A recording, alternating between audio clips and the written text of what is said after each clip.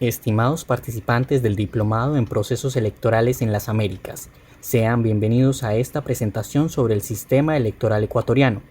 El día de hoy nos acompaña Felipe Cisneros Palacios, PhD en Ciencias Políticas, asesor para la Secretaría Técnica de Cooperación Internacional, director de Asesoría Técnica para el Desarrollo del Consejo de Gobiernos Provinciales del Ecuador, director del Centro Latinoamericano de Estudios Políticos CELAEP, editor de la Revista Latinoamericana de Política Comparada, profesor asociado de la Facultad Latinoamericana de Ciencias Sociales Flaxo. Actualmente desempeña el cargo de Director Nacional de Investigación y Publicaciones del Instituto de la Democracia. Igualmente, director de investigación del Instituto del Desarrollo Democrático del Consejo Nacional Electoral. Con ustedes, Felipe Cisneros. Todo sistema electoral se basa en un conjunto de normas, de reglas, que se relacionan entre sí. Con respecto al sistema electoral, el sistema electoral siempre establece expresa su preferencia política por un partido o por un candidato específico.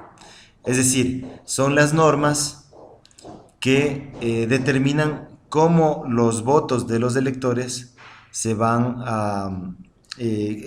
cómo la expresión de las preferencias del elector se expresan, valga la redundancia, hacia un partido político o un candidato específico.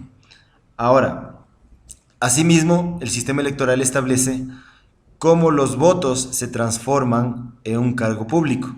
Es decir, cómo todos los votos de los electores se convierten en autoridades electas, ya sea prefectos, alcaldes, concejales, etcétera, ¿no? Esto es en el caso de las elecciones seccionales 2014. Aquí vale la pena acotar algo. Ningún sistema electoral es similar a otro. En otras palabras, cada país diseña su sistema electoral de acuerdo a la realidad política, social de cada país. Tanto así de que cuando hablamos de sistema electoral, más bien deberíamos hablar de sistemas electorales, porque cada país tiene un sistema electoral propio. Asimismo, es importante decirlo, de que el Ecuador siempre ha tenido un sistema electoral distinto para cada elección general o para cada elecciones seccionales. En muy pocas ocasiones se ha aplicado el mismo sistema electoral en elecciones en el Ecuador. ¿Por qué? Porque quienes diseñan el sistema electoral son los legisladores. Entonces, desafortunadamente en el Ecuador, siempre que hemos tenido reformas a las leyes electorales a través de los años, los legisladores de turno siempre han modificado todas estas normas. Por lo tanto, el Ecuador no ha tenido la posibilidad de mantener un sistema electoral que haya perdurado a través del tiempo. No obstante, a partir de la promulgación de la Constitución del 2008, el Ecuador también en el 2009 emitió la nueva ley electoral, que como ustedes conocen es el Código de la Democracia. Entonces, con el Código de la Democracia hay unas nuevas normas, hay un nuevo sistema electoral, el cual ya se lo aplicó para las elecciones generales del 17 de febrero de este año, y el mismo sistema electoral se aplicará para las próximas elecciones seccionales del 23 de febrero del 2014. Listo, con esto solo quiero recapitular. El sistema electoral es el conjunto de normas que por un lado establecen la forma como el elector expresa su preferencia y por otro lado la forma como estos votos se convierten en cargos públicos. Bueno, el sistema electoral generalmente en la teoría sobre todo se lo clasifica en 4 componentes, es decir, siempre que hablamos de un sistema electoral, siempre al menos nos referimos a 4 componentes o elementos que conforman el sistema. El primer elemento es la forma de lista. Ya vamos a ver qué significa la forma de lista. El segundo elemento es la forma de voto. El tercer elemento es el tipo y tamaño de las circunscripciones electorales. Y el cuarto elemento es el método de asignación de escaños. Muy bien, ahora vamos a definir y a explicar qué significa cada uno de estos cuatro componentes. El primero, como les había dicho, es la forma de lista. ¿Qué es la forma de lista? En resumen, la forma de lista es cómo los candidatos se presentan en las papeletas, ya sean unipersonales o pluripersonales. Este es un ejemplo de una de las papeletas de las elecciones pasadas de febrero de este año.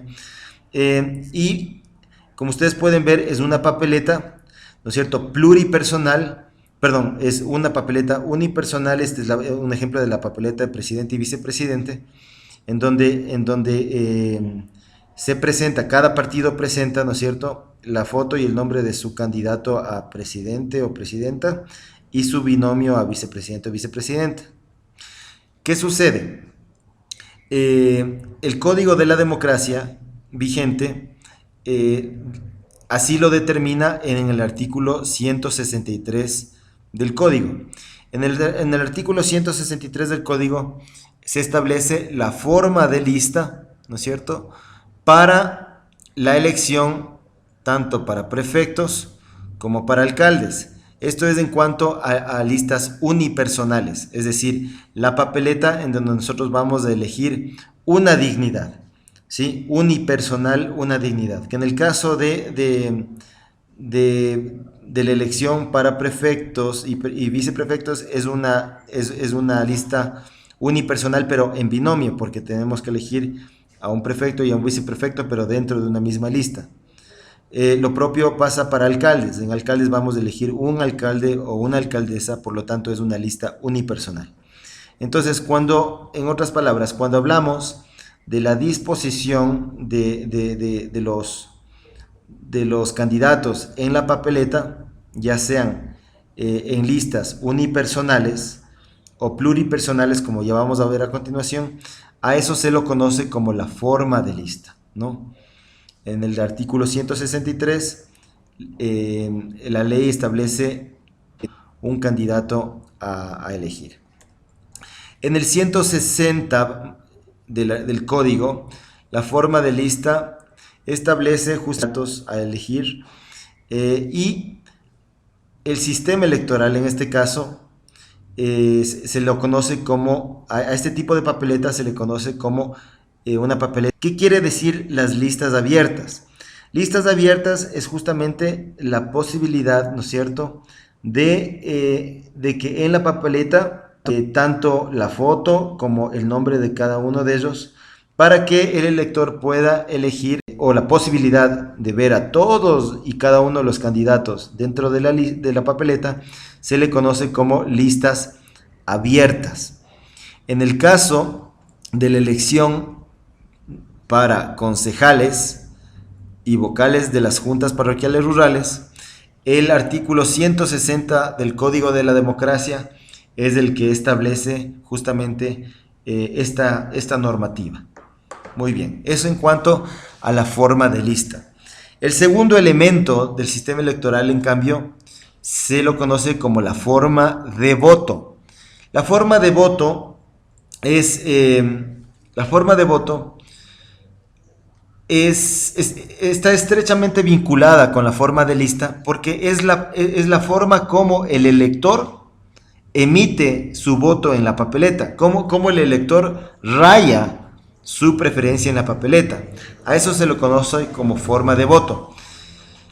Y en la ley, este componente del sistema electoral se lo establece para las elecciones de ahora, para prefectos y alcaldes, se lo establece en el artículo 119 del Código de la Democracia, que básicamente dice que que el elector debe de rayar una sola vez, ¿no es cierto?, en el casillero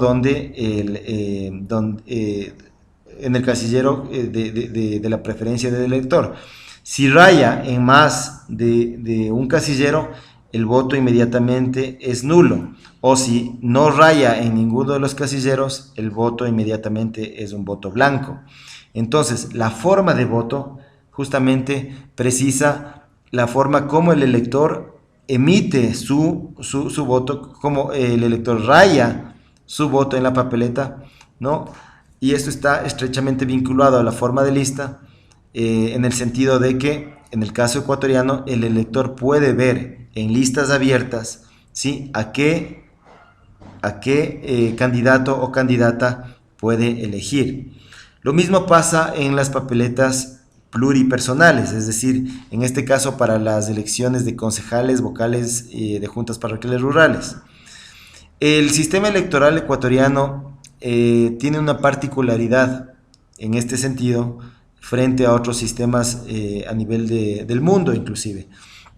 ¿Qué es lo que dice el sistema electoral ecuatoriano? Y esto se lo establece en el 120, en el artículo 120 del Código de la Democracia. Dice que los electores podrán elegir, ¿no es cierto?, por candidatos o candidatas de una sola lista o entre listas hasta completar el número de escaños permitido. Eso lo dice la ley. ¿Por qué es particular esto en el caso ecuatoriano? Porque es el único país en donde se establece el voto entre listas, ¿sí? Es decir, en el caso de este ejemplo, de esta papeleta, tenemos, por ejemplo, 1, 2, 3, 4, 5 escaños a elegir, ¿sí? 5 escaños. En el caso, por ejemplo, de asambleístas para las provincias amazónicas, ¿no? Se tratan de circunscripciones pequeñas, porque eligieron de 2 a 3 asambleístas dependiendo de la provincia, ¿no es cierto? Por lo tanto, entra dentro de la clasificación de circunscripciones pequeñas. Entonces, cuando hablamos del tamaño de la circunscripción, siempre hacemos referencia al número de dignidades a elegir dentro de una circunscripción determinada. Ahora, esto es lo que va a suceder en las elecciones seccionales del 2014 en el Ecuador, ¿sí? Como les decía, además de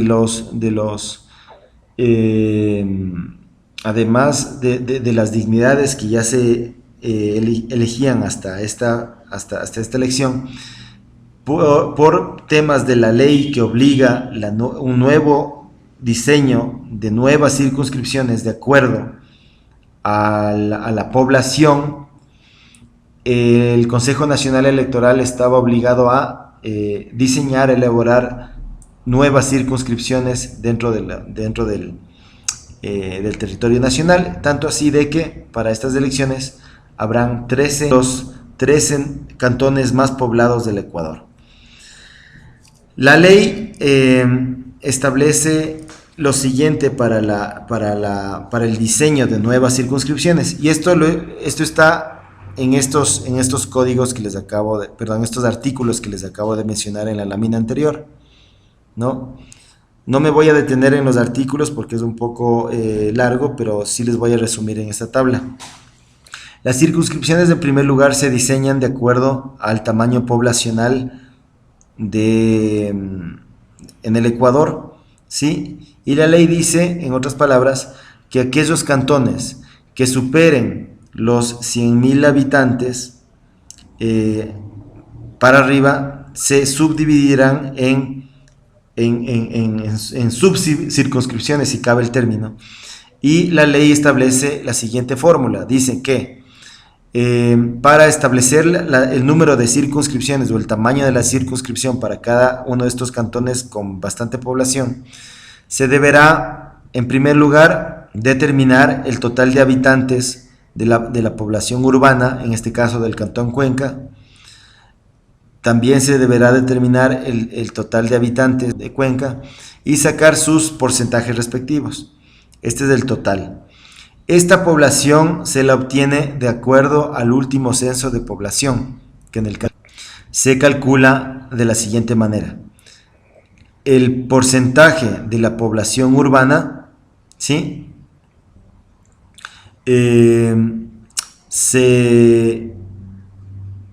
Perdón, a ver, aquí quiero hacer una precisión normativa, si me permiten.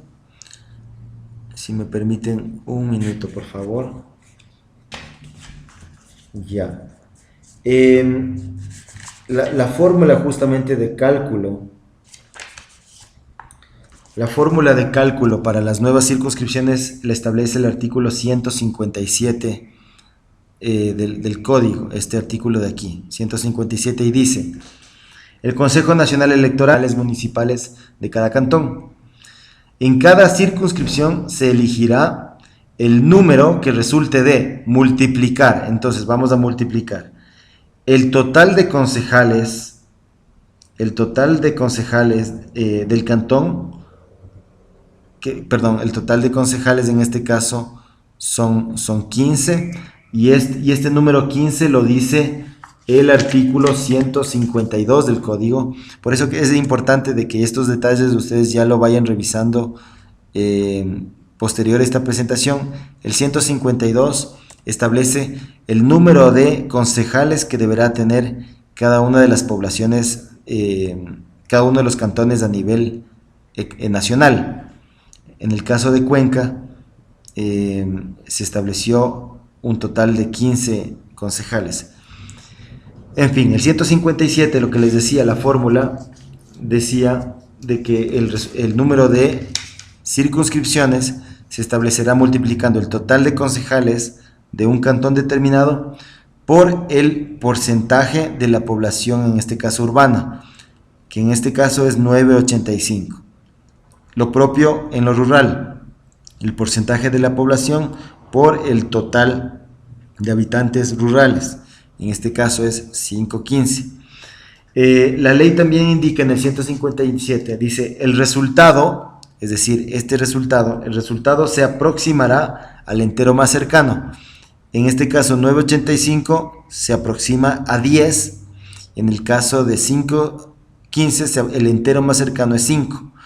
Por lo tanto, en el cantón Cuenca, por ejemplo, se elegirán 10 concejales urbanos y 5 concejales rurales. 10 más 5, los 15 concejales que establece el Código de la Democracia en el artículo 152. ¿Ya? Ahora, la ley también dice: para aquellas circunscripciones urbanas, ¿sí?, que elijan entre 8 y 12 concejales, en este caso 10, esta circunscripción deberá subdividirse en 2 circunscripciones. Entonces, en el caso de Cuenca, estos 10 concejales urbanos que se elegirán en Cuenca, la ley exige una subdivisión de este total en 2 circunscripciones. Por lo tanto, en el cantón Cuenca, en la zona urbana, habrán 2 circunscripciones. Una circunscripción en donde se elija 5 concejales y una segunda circunscripción en donde se elijan 5 concejales. 5 más 5, 10 urbanos, ¿sí? Y aquí quedan los 5 rurales. Los 5 rurales conforman una sola circunscripción, es decir, los electores del cantón Cuenca que están registrados para votar en zonas electorales rurales, les entregarán una papeleta para elegir 5 concejales rurales. Por lo tanto, Cantón Cuenca tiene 1, 2 y 3 circunscripciones para estas elecciones 2014. ¿Cuál es la función o cuál es el objetivo de crear nuevas circunscripciones? El objetivo principal es acercar los representantes a sus representados. Es decir, de que nosotros como electores sepamos quiénes nos representan, y al diseñar circunscripciones que estén más cercanas a la realidad de nuestros respectivos cantones, pues habrá la posibilidad de que tanto representantes como representados exijan y den cuentas respectivamente. En fin, las circunscripciones electorales, como les decía, es el tercer componente de todo este conjunto de normas que conforman el sistema electoral. Finalmente, está el cuarto componente, que son los métodos de asignación de escaños, ¿sí? O los mecanismos para designar a las autoridades, a las autoridades, ¿no? En el caso de prefectos, para prefectos y alcaldes, el sistema es un sistema de mayoría absoluta, es decir, quien gana la mayoría, el 50% más uno de los votos, gana el puesto. Esto lo establece el 154 y el 155 del Código de la Democracia. Pero para las elecciones pluripersonales, ¿sí? Para elecciones pluripersonales, la ley establece un método de asignación de escaños. Para el caso de las elecciones 2014, pluripersonales, que son concejales y vocales de juntas parroquiales rurales, se va a aplicar un método que la ley la denomina como divisores continuos.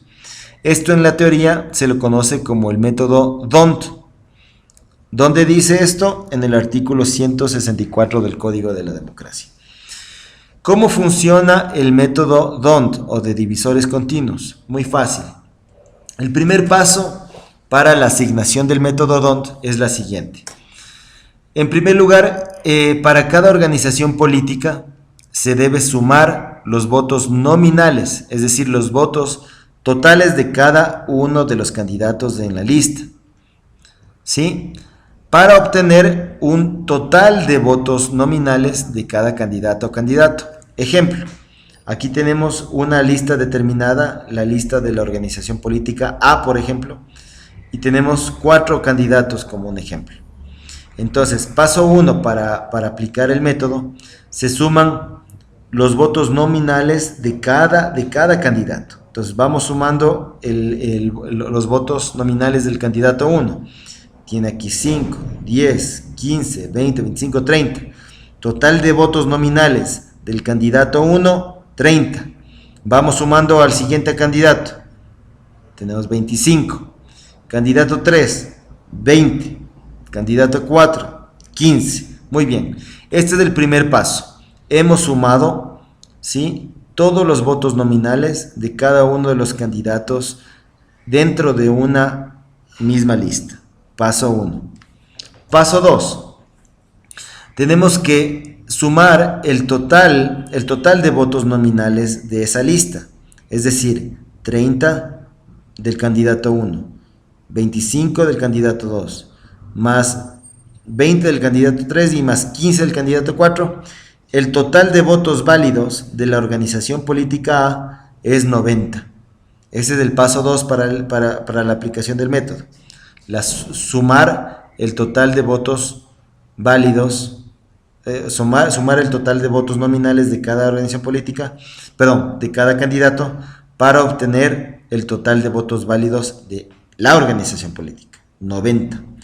Recién con este número 90 es donde se aplica el método. Paso 3. Este es un ejemplo de varias organizaciones políticas. La A, que es la que vimos anteriormente, esta es la A con 90, está aquí 90. De ahí la B, la C y la D. Este es en el caso de una elección en donde compitieron 4 organizaciones políticas, ¿sí?, para 4 escaños. Muy bien. El método D'Hondt dice lo siguiente. Tenemos que ubicar el total de votos válidos de cada organización política, ¿sí?, como primer paso. Entonces, como vieron anteriormente, el total de votos válidos de la organización política era 90, entonces aquí está el 90. Aquí hay otros números ficticios para la organización política B, la C y la D. Muy bien. El método dice lo siguiente. Hay que dividir el total de votos válidos de cada organización política, ¿sí?, para una serie de números continuos. En este caso es 1, 2, 3, 4, continuos. Si estuviésemos en el caso de una circunscripción que elija 6 escaños, por ejemplo, deberíamos dividir por divisores continuos hasta 6, es decir, hasta el total de escaños que se eligen en cada circunscripción. Este es un ejemplo de 4 escaños. Es tan fácil que dice que hay que dividir el total de votos válidos, 90, para 1, para el primer divisor. Luego para el siguiente divisor continuo, después del 1 es el 2. 90 para 2, 45. Luego para el siguiente, 90 para 3, 30. 90 para 4, 22.5. Lo propio hay que hacer con el total de votos válidos de cada organización política. Esto da como resultado una serie de divisores. ¿Sí? Todo esto son divisores y hemos obtenido una serie de divisores. Luego debemos nosotros de identificar cuáles son los cocientes en todas las organizaciones políticas. Los cocientes más altos aquí, como debemos elegir 4 escaños, ¿cuál sería el cociente más alto de toda esta matriz? El primer cociente más alto, inmediatamente se le adjudica un escaño a la organización política B. ¿Cuál es el segundo cociente más alto? Veamos cuál es el segundo cociente más alto, 125. Por lo tanto, inmediatamente se le adjudica un segundo escaño a la organización política B. ¿Cuál es el tercer cociente más alto? 90. 90 es más alto, el tercero más alto, por lo tanto se le adjudica a la organización política A un escaño.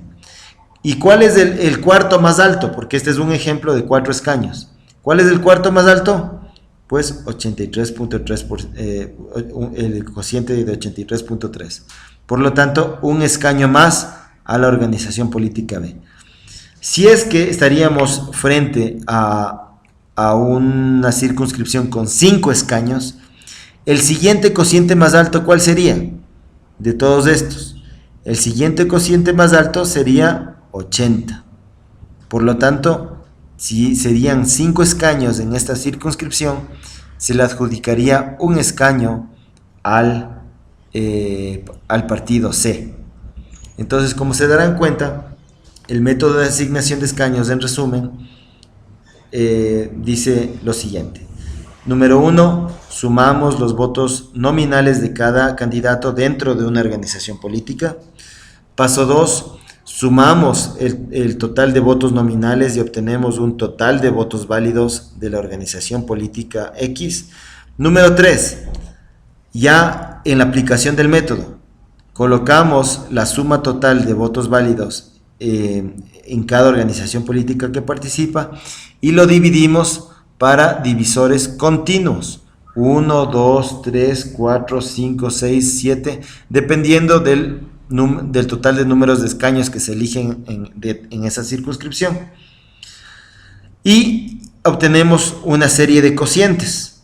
Estos cocientes luego vemos cuáles son los más altos y de acuerdo al número de escaños que elegimos determinamos en este caso los 4 cocientes más altos. Por lo tanto, en este ejemplo en particular, el partido B obtuvo 3 escaños y el partido A obtuvo 1 escaño. Último paso. La ley en el Ecuador determina que para determinar qué candidatos y qué candidatas ocuparán estos escaños, ¿no es cierto? Se asignarán a aquellos que hayan obtenido la más alta votación nominal dentro de su lista. Entonces, si es que el partido B obtuvo 3 escaños, ¿no es cierto? Nosotros debemos de ir a la suma de la votación nominal,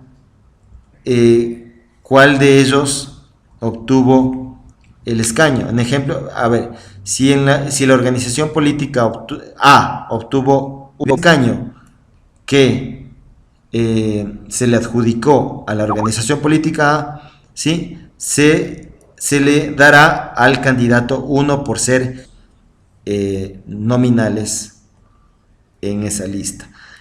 Voy a contestar una pregunta en este momento. Si me permiten unos segundos, por favor. Ya. Bueno, las preguntas las voy a contestar una vez que finalice con la presentación. Pero bueno, la presentación acaba de terminar. He tratado de ser breve. Yo sé que es un tema que no es muy fácil de asimilarlo de buenas a primeras. Por eso es que la presentación que les entrego a ustedes contiene justamente todos los artículos del Código de la Democracia que hacen mención a todas estas normas que conforman el sistema electoral. Y estoy seguro que ustedes, por ser funcionarios electorales, han estado directa o indirectamente involucrados en todos estos temas. Cuando hablamos de listas pluripersonales, unipersonales, seguro que en su trabajo ustedes habrán escuchado esos términos. Cuando hablamos de circunscripciones electorales, seguro que ustedes habrán escuchado esos términos. Y cuando hablamos de métodos de asignación de escaños, como el método DONT, por ejemplo, igual estamos familiarizados con esos términos de una u otra manera, ¿sí? Entonces, en ese sentido, yo quiero agradecerles a ustedes por la atención, esperando que sus dudas, sus inquietudes las compartan con todos nosotros para poder, en ese sentido, empezar un diálogo entre todos nosotros. Empiezo contestando las preguntas. La pregunta del usuario MOH 2013 dice: si el sistema de partidos influye directamente sobre el sistema electoral, ¿sí?, entonces, ¿es una utopía querer elecciones transparentes en nuestras democracias? A ver, aquí es preciso indicar qué es un sistema de partidos. Yo plantearía la pregunta al revés, ¿sí? Si el sistema electoral, la pregunta debería ser la siguiente: el sistema electoral es quien influye directamente al sistema de partidos, no es viceversa. ¿Por qué? Porque el sistema electoral, el resultado es lo que genera partidos, sistemas de partidos, ya sean sistemas bipartidistas o sistemas multipartidistas. Por ejemplo, los efectos que genera el sistema electoral, ¿sí?, en una determinada elección definirán si la asamblea electoral definirán si es que la Asamblea Nacional tiene 2, 3, 4, 5 o 6 partidos políticos representados. Es debido a los efectos del sistema electoral lo que influye directamente al sistema de partidos. Ahora, la pregunta dice del usuario si es una utopía querer elecciones transparentes en nuestras democracias. Yo creo que no es utopía. Yo creo que cuando hablamos de elecciones, uno de los requisitos para hablar de elecciones es justamente la transparencia, justamente como una de las condicionalidades para garantizar que los votos de los electores en efecto sea lo que el pueblo eligió, o que se traduzca en las autoridades que el pueblo eligió. Entonces, utopía no creo. Yo creo que la transparencia en elecciones es una condicionalidad más allá de una utopía. Pero aquí quiero dejar claro de que quien influye directamente es el sistema electoral a los sistemas de partidos, no viceversa. Pregunta número 2, de Carlos Perú 2. ¿Qué ventajas o dificultades conlleva el voto entre listas? Muy buena pregunta, Carlos. A ver, ventajas, por un lado. Ventajas, justamente el permitir que el elector elija a su libre albedrío las preferencias de su elección, ¿sí? Es decir, si es que yo tengo 5 escaños a elegir y yo, elector, tengo la posibilidad de votar entre listas, o tengo este libre albedrío para escoger entre toda la gama de candidatos entre listas a mis 5 favoritos, pues ¿qué posibilidad más democrática que esta de permitir que los electores elijan entre listas o elijan a sus candidatos favoritos? Eso por un lado, ventajas, en el sentido de que muchos defensores de la votación entre lista argumentan precisamente eso, de que si queremos ser democráticos, ¿qué más democrático que la posibilidad de que un elector vote por sus candidatos favoritos, sean estos en una sola lista o entre listas? Ahora, dificultades. Yo personalmente veo más dificultades que ventajas. ¿Qué pasa? ¿Cuáles son los problemas cuáles son las dificultades de una votación entre lista? Número uno, de que al permitir o al dar la posibilidad al elector que escoge entre listas, el elector sin ni siquiera pensarlo, está fragmentando su voto inmediatamente. Ejemplo, si yo tengo la posibilidad de votar por 5 candidatos, yo como elector en votación entre listas, puedo elegir por los candidatos de la extrema izquierda y también por los candidatos de la extrema derecha en una misma papeleta. Es decir, yo elector estoy fragmentando mi voto, inclusive estoy fragmentando la ideología de cada uno de estos candidatos. ¿Cómo yo puedo, como elector, y pongo un ejemplo del tema del aborto, ¿sí? ¿Cómo yo puedo votar entre listas por el candidato de la extrema izquierda que defiende el aborto, ¿sí? Y también darle mi voto al candidato de la extrema derecha que está en contra del aborto en una misma lista? Yo como elector estoy automáticamente fragmentando y creando una suerte de ingobernabilidad en la asamblea, por ejemplo, en el momento que yo voto entre listas. Esas son unas de las dificultades también. Y una tercera dificultad quizás es la complejidad del sistema. Es decir, si ya es complejo el sistema electoral hoy por hoy, el también permitirle al elector que vote entre listas genera también una suerte de confusión ya en el momento de votar, porque a veces uno tiende a emitir un voto más del que tenía permitido, ¿sí? En el caso de votación entre listas y digamos que tengo 4 opciones, yo quizás por falta de concentración o el entusiasmo de ese momento, rayo una marca más en otro candidato y mi voto se anula inmediatamente. Entonces, esa también podría ser otra dificultad de la votación entre listas, pero esencialmente lo que yo veo como una de las dificultades más importantes es que el sistema le permite automáticamente al elector a fragmentar su voto ideológico en el momento de darle la opción de votación entre listas. Eso contestando la pregunta de Carlos Perú. Tengo una tercera pregunta de Carolina 1 y nos pregunta: el voto a través de la forma de lista me pareció complejo. ¿Cómo se capacita al votante para votar de manera efectiva? Muy bien. Claro, como les decía hace poco, ¿no? El sistema electoral como tal es complejo. Y el sistema electoral ecuatoriano es mucho más complejo aún. Nosotros como funcionarios electorales tenemos un reto enorme porque debemos justamente de traducir toda esa complejidad a metodologías fáciles de comprender.